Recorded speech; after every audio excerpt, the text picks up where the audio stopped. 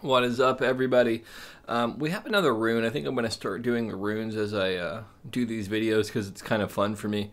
The rune we got is Jera, and it is harvest, fertile phase, and 1 year. And the general concept is to see this rune as an encouragement to remain in good spirits. But you should know that quick results cannot be achieved. A period is always associated, therefore the keyword 1 year, which stands as a symbol for the full cycle of time that is before the harvest or exemption liberation. So last week we had kind of talked about the rune spoke of liberation and fertility and all of this kind of stuff. And now this is saying that it might take a little bit of time for that. So as we're in this insecurity aspect of our lives right now, and we're beginning to have this fertile soil, it's key to remember too that it's probably not going to occur as quickly as we would like it to. But that's also part of the whole process, is allowing it to mature as it should and not feeling rushed. And that's very true for me with stuff with the books I've worked on, or the podcast, or every other aspect of my professional career. And what I've been doing has been this sense of urgency, but also beginning to come to the realization that I need to be okay with where I'm at and let it develop naturally. So it's interesting. I shuffle these cards very, very well. And if I'm not mistaken, several weeks ago, Transformation and the Gift both came up as well. And they came up in this exact order again, even though they were shuffled very well.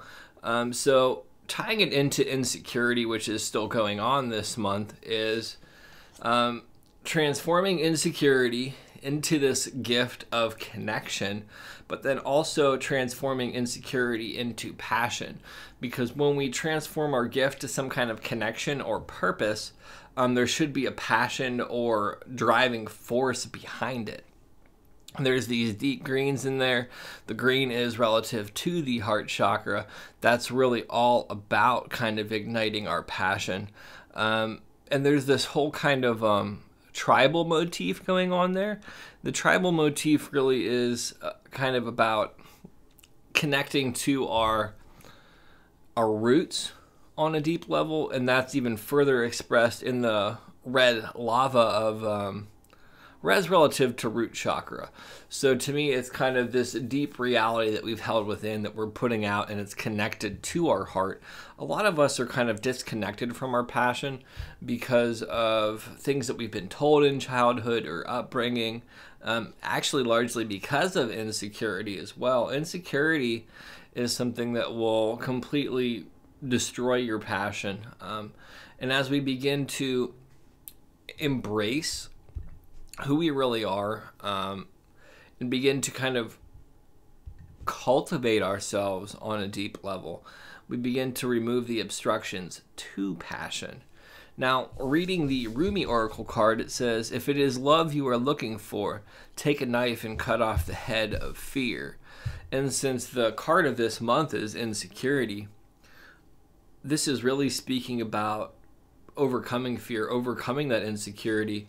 And again, the green on the insecurity card is about the heart. It's about love. The arrows on the insecurity card are relative to thoughts. And if we're looking for love, we have to overcome our thoughts of previous relationships that have hurt us. We have to overcome our thoughts of what we think love is. And we have to overcome our expectations of what we're looking for in people. And I won't say that we shouldn't have expectations or boundaries, because those are essential to healthy relationships, and it's essential to know what you want in somebody to some extent, but the rigidity of that is unrealistic. And then also, one of the things that's incredibly tricky about love or anything like that, any kind of relationship in general, is people are going to have characteristics or behaviors that likely trigger some kind of fear response in you. And we have to begin to do some kind of risk assessment as to the likelihood of these behaviors kind of coming up and hurting us in the long run, because there is no such thing as a perfect person. And if you meet somebody who doesn't kind of trigger any fear response in you, That's not healthy. But if you look at every red flag that somebody waves as disconnecting from that person, you're really, really limiting yourself. So we have to open ourselves up, but also not be stupid about it, if that makes sense. And I don't mean stupid in an insulting way. I mean, we have to be intelligent about the risks that we take. Risk taking is an essential part of having healthy lives, but also taking calculated risks is important, but not being so analytical in the risks we take that we become frozen is essential. I think I've really hit the gist of what I wanted to touch on there. I'm going to take a sip of my coffee and then shuffle the cards. I want to take this time to really ask you, if you enjoy this podcast, to leave a review and a 5-star rating on whatever platform you're listening on. This is something that'll help me more than anything else. Like, it doesn't cost you anything except a couple minutes of your time, and that will greatly impact my reach and can allow me to offer more benefit and eventually even a higher quality podcast as I reach more people. Shuffle it one more time. We'll do a cut and we'll go to the first card. So you have the Hunter of Spirits. So this really speaks to kind of going in and exploring our demons, getting intimate with kind of the things that we hold on to from our past and the things that we've kind of imagined, and letting it go. The most healing and the most ultimate good that we can do for the world as a starting point is going in and facing our own darkness and making that darkness light. Here's the thing. Unless you've spent a lot of time in introspection or in introspection, or unless you're this rare occurrence of a person, a lot of us have a lot of dark and heavy psychic and emotional baggage that we have to sort through and let go of. And it's not something you can consciously shed, or it's not something you can subconsciously shed. It's something that you actively have to work at removing, I should say. So the Hunter of Demons or Hunter of Spirits is about going in and doing that work. I think one of the biggest issues that we face kind of in the spiritual community is people love enlightening over trauma and then really just suppressing it deeper and deeper. And I think that being optimistic and positive about things has its place, but it can come to a toxic standpoint. And if people are afraid to do shadow work or acknowledge some of the darker aspects of themselves, or have an honest conversation about some of the shitty things they've done, and take responsibility for it, they're limiting themselves, and it'll actually hurt other people. Going in and taking radical responsibility for your life and for your actions and for everything that you've been a part of is no easy task, but that's the ultimate path to knowledge. Until we know ourselves on a deep level, we can't be aware of our own deception and intricacies in how we filter the world to meet our own needs. And even with that knowledge, we still fall prey to that at times. So part of getting over insecurity is looking at ourselves and becoming familiar with ourselves and developing self-esteem and self-confidence by making peace with who we are and the darkness that we carry. The next one that comes up is the Nine of Stones, and this is really about getting connected with your emotions and not being controlled about it. So one of the things of this card is stones are about emotions in this specific deck. And there's a lot of air in this card. So the air kind of speaks of thoughts. This character is held up above these air wisps and these stones. So he's kind of above his thoughts and emotions, just observing everything. And that's one of the ways to get over insecurity too, is become this conscious observer of your experience, but not be associated with it. One of the things that I notice that I fall victim to is I associate who I am with my thoughts. But am I really the person that's thinking them, or is that just my conditioning playing out? Kind of view it like a I hate to use a video game analogy, but it's the simplest one to use. View it like you're playing a video game and the character is speaking, but you're sitting back watching it. Are you the character speaking? In some senses, yes. In others, you're the observer. Begin to observe and separate yourself from your thoughts and emotions, and not in an unhealthy way, but in a way where you can choose, is this serving my greatest good? Is this hurting me? How does responding this way help me? And then also being the hunter of demons and say, where did this come from? And it's not so much that you need to assign blame or victimhood for where it came from. Understanding the source can help you understand how it's impacted you and begin to remove those obstacles from your life. And then it also adds a layer of forgiveness, because then you can understand that maybe the situations that led you to act that way or conditioned you to respond that way weren't optimal, and you did the best that you could, but that behavior is no longer necessary for your life. Becoming the detached observer for your experience in my personal life has been one of the greatest things that I've been able to cultivate. And it takes time and it takes patience, and that taps into the rune of 1 year. Give yourself a year to really hone in mindfulness, to hone in doing some shadow work, to hone in on really getting intimate with who you are, and give yourself some space to make mistakes and all of this. But give yourself a year from the time that you hear this, to overcome some of the obstacles that you're facing. And tell me if you don't have a difficult experience. If your experience hasn't changed.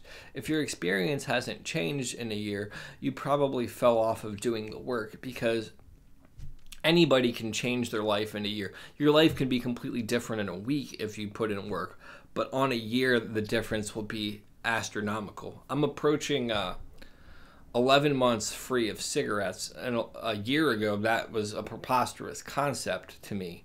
It was something that I wanted, but it seemed intangible. And it's not to say that I haven't had moments where I haven't wanted a cigarette, but because of that ability to be the detached observer, I'm able to say, okay, is this really what I want? And I can say, well, a cigarette does sound good right now, but then it's, do I want to deal with all the associated health problems and the fallout of that, as well as the guilt and shame associated with having a cigarette? And for me, the answer is no. And I'm not saying if you smoke, you have to quit smoking. That's just an example. And then the final card, the Ace of Stones. So the Ace of Stones is kind of about connecting to our emotional core and kind of having this wellspring of emotions and really getting intimate with who we are and getting to the depths of our emotions. So culturally, we're really taught to avoid our emotions. We're almost taught that being emotional is a negative trait. And here's the thing.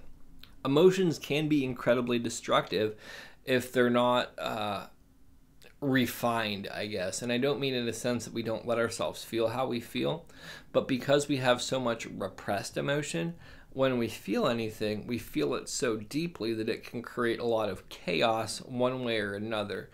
And when we begin to allow ourselves to feel our emotions on a regular basis without judgment, without suppression, and just allow them to surface, the edges of them soften at times to where it becomes a completely different experience and we become emotionally expansive.